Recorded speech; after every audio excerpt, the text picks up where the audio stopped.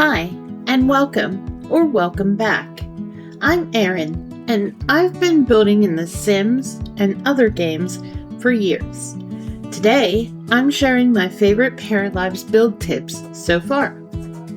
I waited the longest time for Paralives to come out because I watched that same build video that all of you did and thought, oh my god, the things I can do with this. And after a week of actually playing with the tools, here's what I've learned. Yes, you can do some amazing things, but there are also quirks, limitations, and a few powerful tools that are really easy to miss.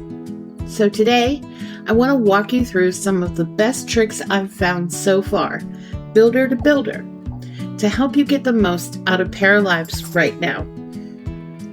Paralives doesn't have advanced stairs yet. I know they're coming in early access, but right now, one of the things that drives me the most nuts is how much room the stairs take up. So I decided to make L-shaped stairs work, and I'm going to show you exactly how to do it too. Before we start, one quick but very important note. If you want this to be as clean and painless as possible, do your stairs first before you place any interior walls. You can do it later, but it gets messy fast. Separators don't always play nicely with walls, and you'll end up deleting half your layout just to fix one height issue. So, stairs first, walls second. Start with the separator tool and create a section where you want your stairs to go. It doesn't have to be perfect, but the more accurate you are here, the fewer adjustments you'll need later. Raise the platform to about half wall height. It doesn't need to be exact, just somewhere in the middle. Now grab a stair. Any stair works, but I recommend the ones that will fill in underneath. I'll explain why at the end. Adjust the stair height until it snaps cleanly to the platform.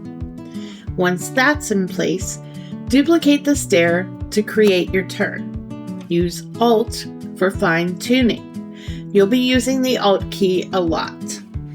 Before you go any further, make sure the stair is exactly where you want it. If you need to move it, adjust the platform below to match. Once you move on to the next step, shifting the stair becomes much messier, so fix it now. Now go up to the floor above. Use the separator tool again to carve out the space directly above the stair, and then use the sledgehammer to remove that section of floor and ceiling. This step is crucial. Without it, the stairs won't be usable. At this point, you should have a clean, passable L-shaped stair. If any lines don't match up, drag them around using the arrows and the Alt key until everything aligns. And as I mentioned earlier, the filled-in stairs hide the platform below, which makes the whole thing look intentional. But you can absolutely experiment with open stairs. Just remember, the platform needs to match the footprint of the rising stair. Be creative. So now that you've seen how to use the separator tool for advanced stairs, let me show you another great use for it. And honestly, this one might be even more useful day to day. You probably already know that you can change the orientation of a floor pattern, and you should. Floor patterns, especially hardwoods, follow visual rules. Your eye expects the grain to run along the longest wall, like this. You can rotate the pattern with the floor tool, very simple. But let's say you built that L-shaped stair from tip 1, and now your upstairs hallway splits in two directions. In real life, builders solve this with a diagonal seam at the turn, and it looks really clean. In Paralives, we recreate that effect with, you guessed it, the separator tool. Just draw your section with a diagonal line at the turn, and then rotate each floor zone individually. Done. It looks intentional instead of chaotic. You can also use separators for things like defining the kitchen area in a great room, living, dining, kitchen all in one space, so the kitchen has its own flooring. Or you can section off part of a wall for different wallpaper, like adding a backsplash without committing the entire wall to tile. The separator tool might seem like a nothing burger at first, but I promise you, it's the key to some of the most powerful building tricks in Paralives. Once you start using it for texture control, your floors and walls stop looking auto-generated and start looking designed. Play around with it and see what you can do. A lot of Sims builders use the tool mod, and honestly, I think the Paralives team knows that. What I'm about to show you doesn't work exactly the same way, but it does give you the most important parts of that functionality. On PC, if you hit the asterisk key on your numpad, you'll get this fancy little widget, the Advanced Manipulation tool, and it does exactly what it says in the name. Let me show you a few practical examples. When I built this kitchen in my first Paralives house, I was extremely annoyed that the induction stove I really liked, the clean modern one, sits way above the counter height. I'm not sure why it was designed that way, but it's easy to fix. Grab this handle, drag it down, and now the stove lines up perfectly with the counters. Let's go back to the open stairs from tip 1. I solved that odd little platform underneath it by turning it into a gym nook. The yoga mat sticks out a little awkwardly if it's upright, but with the manipulation tool, you can tilt it just a bit, and suddenly it looks like intentional clutter instead of a mistake. You can also use this tool to resize objects, even ones that don't normally have a built-in size option. It gives you a level of control that makes your builds feel custom instead of cookie cutter. Play around with it. I'm sure you'll find uses I haven't even thought of yet. If you're like me and you'd like to move your builds around the lot for landscaping or because you want to add another structure, you'll be happy to know that you can do that in Paralives too. It's not obvious at first, but if you zoom out on the lot until you see the map icons, you'll get access to a move option.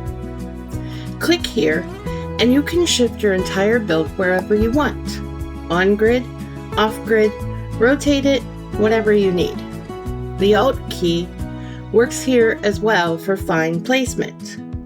Just keep in mind that this tool moves everything on your lot, not just one structure, so be aware of that before you use it. My final tip is more of a philosophy than a technique. There's a lot of noise out there about Paralives not having a grid, except for walls, and how you can build anything, anywhere, at any angle. And that's true.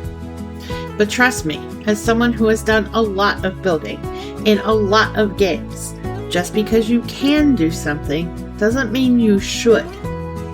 When I start a build in Paralives, I turn the grid on. You can even fine-tune the grid to your preference using the tools in the menu. But the important part is that I stay on the rails when I'm first designing. It keeps me grounded in realistic proportions and helps me maintain symmetry where it matters. And I know what you're thinking. But what if I want asymmetry and fantastical, Erin? Well, it's so much easier to make something asymmetrical if you start with symmetry and then break it. You get cleaner lines, better proportions, and placing furniture and finishes becomes way less frustrating. So, start on the grid. Build a box even. Then mess it up from there. If you have a solid foundation, you can do anything and everything you want in Paralives.